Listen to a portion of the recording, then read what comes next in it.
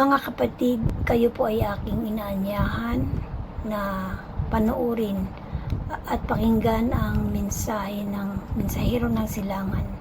Mga video na kung saan ay nagbukas ng aking diwa at nasagot ang marami kong katanungan.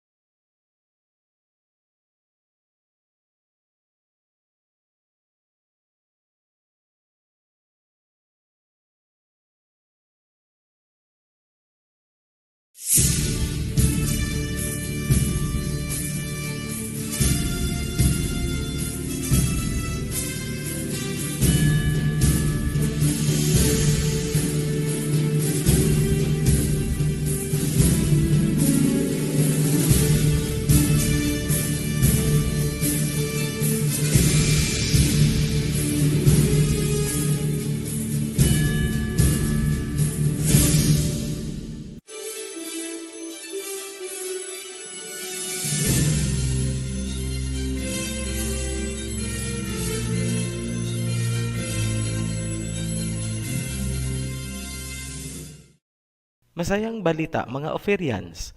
Bago po natin ipasok ang karugtong ng naunang video, may special message po para sa lahat ng viewers ang Ophirian Heritage.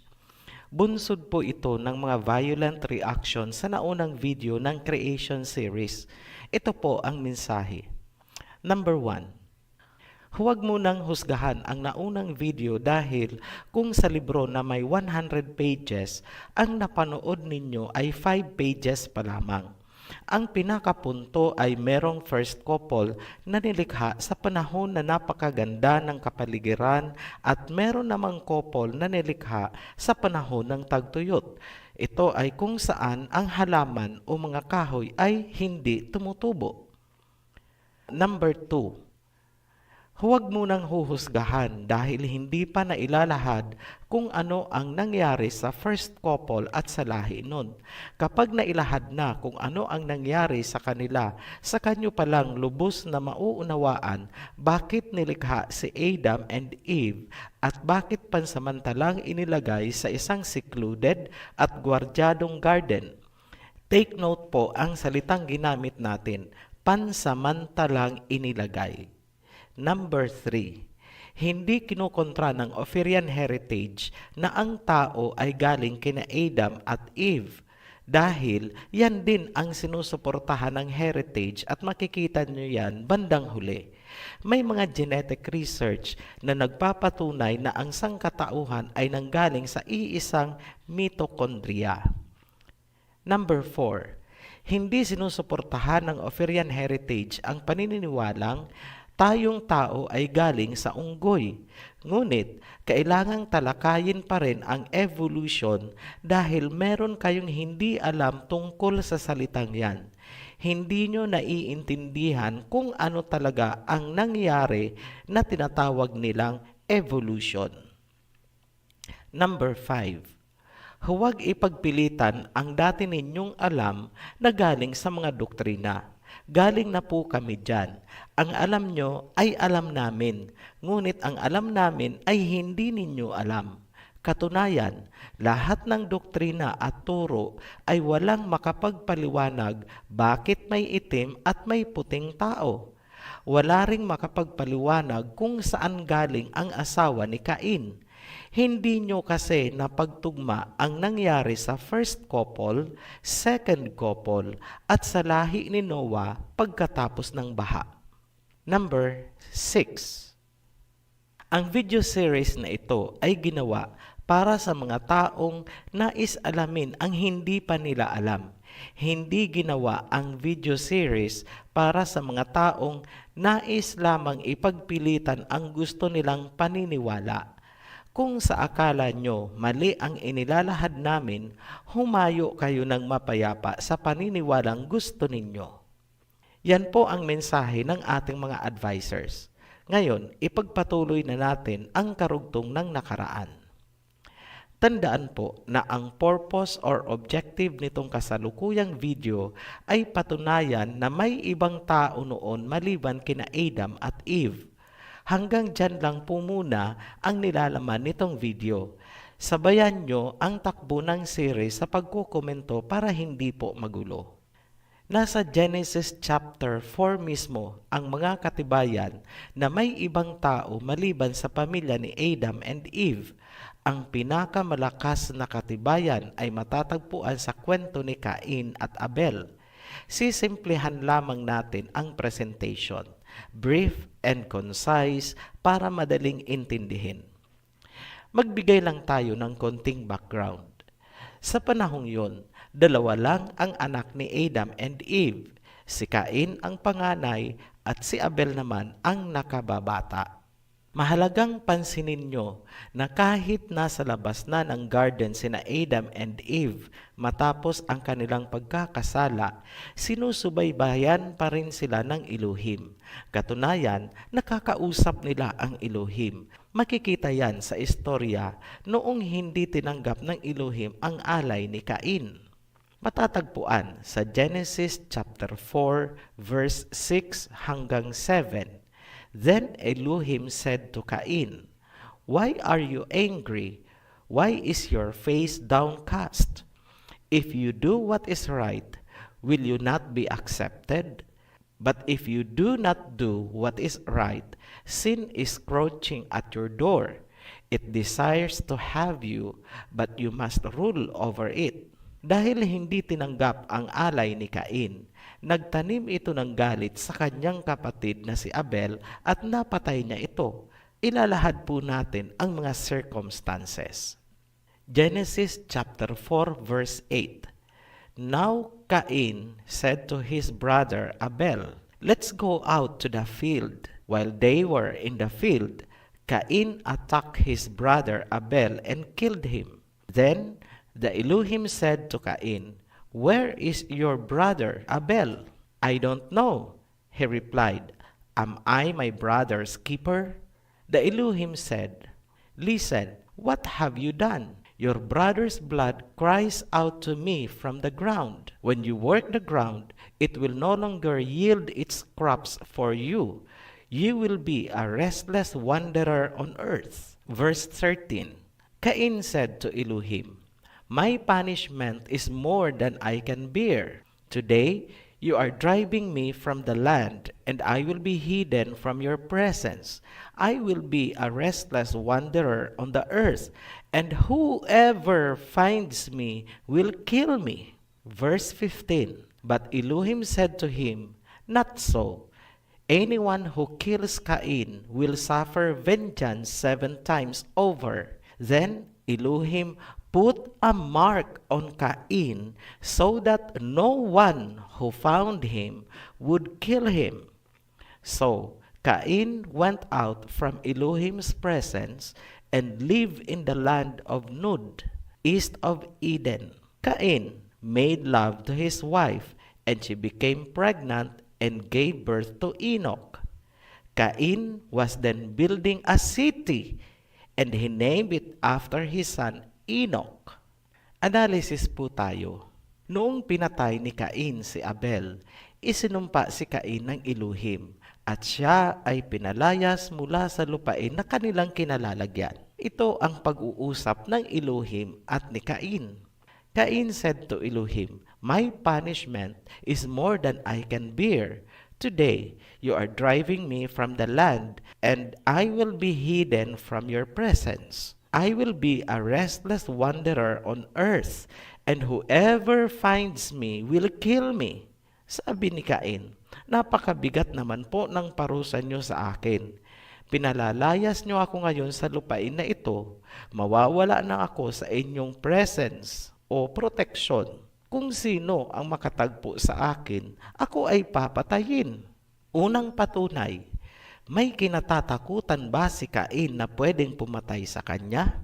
Meron. Di may ibang tao. Simple lang po, di ba? Ang pangalawang patunay ay nasa sagot ng Elohim. Ano ang sagot ng Elohim? Walang sino mang pwedeng pumatay kay Cain. Ayan, sinigundahan ng Elohim ang salita ni Cain na may mga tao nga na pwedeng pumatay kay Cain. Kaya ano ang ginawa ng Elohim? Verse 15, Then Elohim put a mark on Cain so that no one who found him would kill him. Ayan, napakaliwanag po. Makikita sa aksyon ng Elohim, bago niya tuluyang pinaalis si Cain, nilagyan niya ito ng marka. Dahil anumang oras na nasa labas na si Cain, may ibang tao na siyang makakatagpo. Pwede siyang mapatay. Yan ang pangatlong patunay na may ibang tao maliban sa pamilya ni Adam. May binabaluktot po ba tayo? Wala. Kung ano lang ang sinabi ng Biblia, yun lang naman ang hinihimay natin. Gumagamit lang tayo ng simpleng logic o simpleng pangunawa na kahit elementary ay kayang arukin. Hindi po kailangan ang doctorate degree in theology para maintindihan ang sinasabi ng Biblia. May nag-comment noon sa amin na ang marka daw ay para hindi patayin si Cain ng mga hayop sa ilang. Tingnan nyo na lang ang pag-uusap ng Elohim at ni Cain kung tungkol ba sa mababangis na hayop sa ilang ang rason ng pagmamarka. Ngayon, nakaalis na si Cain. Sino ang naiwan sa lupain? Sina Adam at Eve na lang. May sinabi ba sa Bible na umalis din si Adam at si Eve sa lupain? Wala. Nung umalis si Cain, nanganak ba agad si Eva? Hindi, wala pa. Tandaan niyo po yan dahil importante yan sa ating analysis. Ngayon, puntahan natin ang pang-apat na patunay na may ibang tao sa panahon ni na Adam and Eve. Naglakbay si Cain. Nakarating siya sa isang lugar na tinatawag na Nod. At doon niya natagpuan ang kanyang napangasawa. May ibang tao po ba? Meron. Huwag niyo pong sasabihin na ang mga tao sa Nod ay galing din kina Adam and Eve. Napakabilis naman. Naglalakbay si Cain o naglakbay si Cain, nakarating sa Nod, tapos inabutan niya doon ang kanyang mga kapatid at napangasawa niya ang isa. Ano po ang gusto niyong palabasin? Habang naglalakbay si Cain papuntang Nod, dali-daling nagbalot sina Adam and Eve at inunahan nila si Cain doon sa Nod. At nung naandun na sina Adam and Eve, sabay binilisan ni Eva ang kanyang pagbubuntis para may mapangasawa si Cain. Ganun po ba? Pantasyang doktrina po ang tawag dyan. Ano ba ang totoong nangyari? Basahin natin sa Biblia. Sa verse 16, So Cain went out from Elohim's presence and lived in the land of Nod, east of Eden. Cain made love to his wife, and she became pregnant and gave birth to Enoch. Cain was then building a city, and he named it after his son Enoch.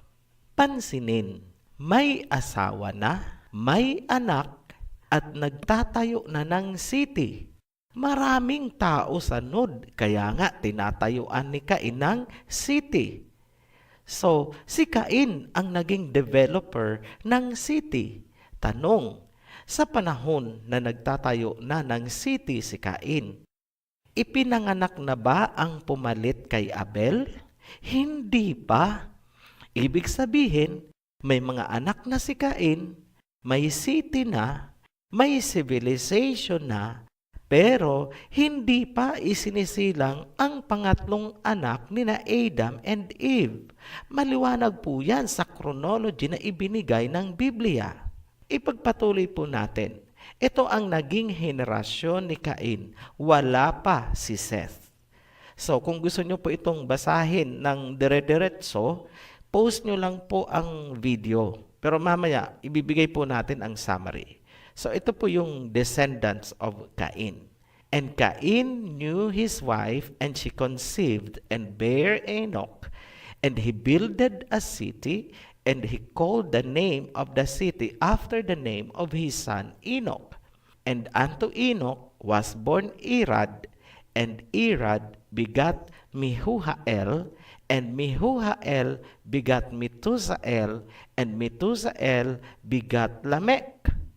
And Lamech took unto him 2 wives.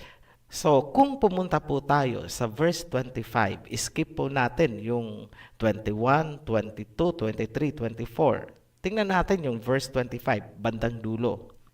Adam made love to his wife again, and she gave birth to a son and named him Seth, saying, Elohim has granted me another child in place of Abel, since Cain killed him. Ngayon, sa Genesis chapter 5 verse 3, and Adam lived 130 years and begot a son in his own likeness after his image and called his name Seth. Klarado po na 130 years old si Adam noong isilang si Seth. Yan po ang chronology na nasusulat. Sa muli, huwag kakalimutan na bago pa man isilang si Seth, mayroon ng city, civilization, at generation na naitayo si Cain. Gagamitin natin ang generation mula kay Cain para ma-approximate natin kung gaano ba kahaba ang pagitan ni Cain at Seth, dahil doon natin makikita kung gaano kahabang panahon ang inilagi ni Cain sa Nod bago isilang ang sumunod kay Abel. Kumuha po kayo ng calculator at papel. Buksan nyo ang inyong Biblia sa Genesis chapter 5, yung binasa po natin kanina. Ipagpalagay natin na si Cain ay 20 years old noong siya ay nag-asawa. So, arbitrary po yan. Estimate po. Pero konserbatibo po yan. Ipagpalagay natin na si Cain ay 20 years old noong naging anak niya si Enoch. So, sulat nyo po, 20. Ipagpalagay din natin na si Enoch naman ay 20 years old noong naging anak niya si Irad. So, lagay po ulit kayo ng 20. Si Irad naman ay 20 years old noong naging anak niya si Mehujael. So, lagay po ulit kayo ng 20. Si Mehujael naman ay 20 years old noong naging anak niya si Methusael. So, lagay po kayo ng 20. Si Methusael naman ay 20 years old noong naging anak niya si Lamech. So, lagay po ulit kayo ng 20. Si Lamech naman ay 20 years old noong nag-asawa. So, maglagay po ulit kayo ng 20. Ngayon, sa panahong ito pa lang, ipinagbuntis at ipinanganak si Seth, yung pangatlong anak yan ni Adam and Eve. So, itotal po natin. Ilan po yan? 20, 20, 20, 20, 20, 20. 6. So, that is 120 years. Yan po ang approximate na age gap ni Cain at saka ni Seth. Ipagpalagay natin na ang first 20 years ni Cain ay nasa poder pa siya ni Adam, at kasama doon ang panahon ng kanyang paglalakbay papuntang Nod. Sa gayon, lumalabas pa rin na humigit kumulang 100 years ang inilagi ni Cain sa Nod bago pa man isilang ang sumunod kay Abel. Sapat ba ang panahon na yan para makapagtayo ng city at magkaroon ng 5 henerasyon? Yes! Ibig sabihin, tumpak ang analysis natin na ang mga tao sa Nod kung saan nakapag-asawa si Cain ay hindi galing kina Adam and Eve dahil ni hindi pa isinisilang ang sumunod kay Abel. Klarado po, di ba? Kumusta mga doktrina? Noong ipinanganak si Seth, ang edad ni Adam ay 130. At sa tansya natin, si Cain naman ay nasa 120. Teka lang, Ophirian, paano naging magkadikit lang ang edad ni Adam at saka ni Cain? Lumalabas na 10 years old lang si Adam noong naging tatay siya ni Cain. Yes, tama po yan. Paano namin nasabi? Kasi si Adam at Eve ay walang pusod, walang umbilicus. Natatawa po kayo. Pabirong sagot yan, pero may laman po yan. Totoo po, walang pusod si Adam at Eve dahil hindi naman po sila ipinagbuntis. Si Adam ay nilikha mula sa dust or lupa. Si Eve naman ay galing kay Adam. Noong dumilat sila sa mundo, mga grown up na sila. In short, binata na si Adam at si Eva naman ay dalaga na kahit 1 year old pa lang sila. Hindi naman kasi sila dumaan sa pagkasanggol at pagiging bata. Yan ay kung naiintindihan nyo po ang Biblia. Kunwari, 1 taon matapos silang nilikha ay isinilang naman nila si Cain. Ibig sabihin, magkadikit ang mga edad nila. Kung si Adam ay 2 years old, si Cain ay 1 year old. Kung si Adam ay 130 years old, si Cain ay 129 years old. Yan ang nakakaligtaan ng karamihan sa pag-analyze ng edad ni Cain in relation sa edad ni Adam. Ngayon, balikan natin ang $1,000,000 question. Saan nanggaling ang mga tao sa Nod at ang napangasawa ni Cain? Sagot, naipakita na natin na imposibleng maging asawa ni Cain ang kanyang kapatid dahil may mga apo na si Cain sa talampakan, hindi pa isinisilang ang sumunod kay Abel. Wala naman pong ibang makikita sa Biblia na pwedeng panggalingan ng asawa ni Cain, kundi ang lahi ng first couple sa chapter 1 ng Genesis. Sa muli, hindi kapatid ni Cain ang kanyang napangasawa. Ang katotohanan yan ay hindi makikita kung pinagrarambol ninyo ang chapter 1 at chapter 2 sa kabila ng maliwanag na paglalarawan na iba ang lugar at panahon noong nilikha ang first couple at iba naman yung lugar at panahon ni na Adam and Eve. Hanggat hindi nyo natatanggap ang katotohanan yan, hindi nyo maiintindihan ang mga susunod na mangyayari gaya ng Noah's flood at ang mga prophecies hanggang sa Book of Revelation. In short, patuloy kayong nabubulagan.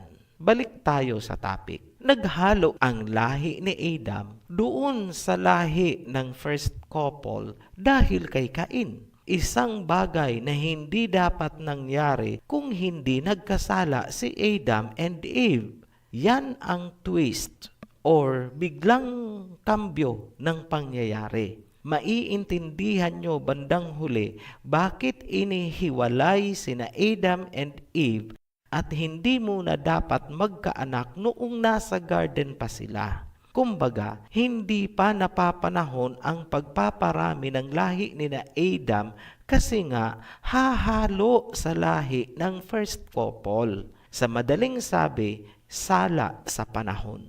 Talakayin naman natin, bakit ikinulong sina Adam and Eve? Unang rason, protection. Kung natatandaan, ang lahi ng first couple sa chapter 1 ay binigyan ng dominion over all other creatures. Ibig sabihin, sila ay malalakas, robust, and fierce at sanay sila sa jungle. Very territorial ang instinct ng lahi nitong first couple. Yan ang ibig sabihin ng salitang dominion sa Biblia. In short, papatayin nila ang sinuman na hindi nila kauri. Yan ang kinatatakutan noon ni Cain. Walang kalaban-laban sina Adam and Eve sa lahi na yan habang sila ay nasa garden dahil wala naman silang karanasan sa gubat.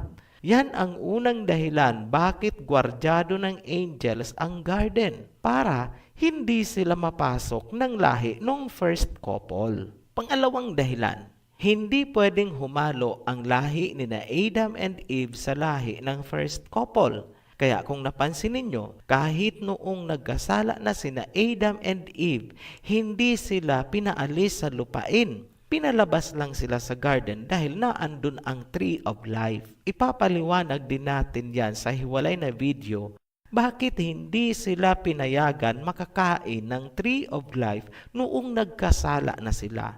Malalim po yan. Pangatlong dahilan, bakit nakakulong at gwardyado sina Adam and Eve? Naglipa na po ang fallen angels at may nangyayaring hindi maganda sa mga lahi ng first couple. Unti-unti silang nawawala sa original design na created in the image of the Elohim. In short, unti-unti silang nagbabago. Lahat iyang mga rason ay aming ipapaliwanag sa mga susunod na video. Dahil, gaya ng sinabi natin sa simula, ang scope ng video na ito ay para lamang patunayan na may ibang taong nilikha bago pa sina Adam and Eve. Nag-overlap ang kanilang panahon.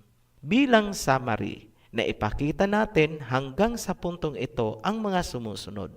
Una, may ibang tao sa panahon ni na Adam and Eve. At isa yan sa rason bakit sila inilagay sa secluded Garden of Eden. Pangalawa, ang asawa ni Cain at ang people of Nod ay nanggaling sa ibang tao na hindi kalahi ni Adam. Pangatlo, hindi kapatid ni Cain ang kanyang napangasawa dahil humigit kumulang 100 years ang pagitan ni Cain at ni Seth. Napatunayan yan na si Cain ay nakapagtayo na ng city at sibilisasyon at may 5 henerasyon bago pa man isilang ang sumunod kay Abel. Pang-apat, ang kabuuan ng istorya ni Cain at mga tao sa Nod ay matibay na patunay na nagkaroon ng unang paglikha at wala namang ibang matutukoy sa Biblia kundi ang first couple sa chapter 1. Muli po kaming nagpapasalamat sa mga patuloy na inaaral ang ating mga sinasabi.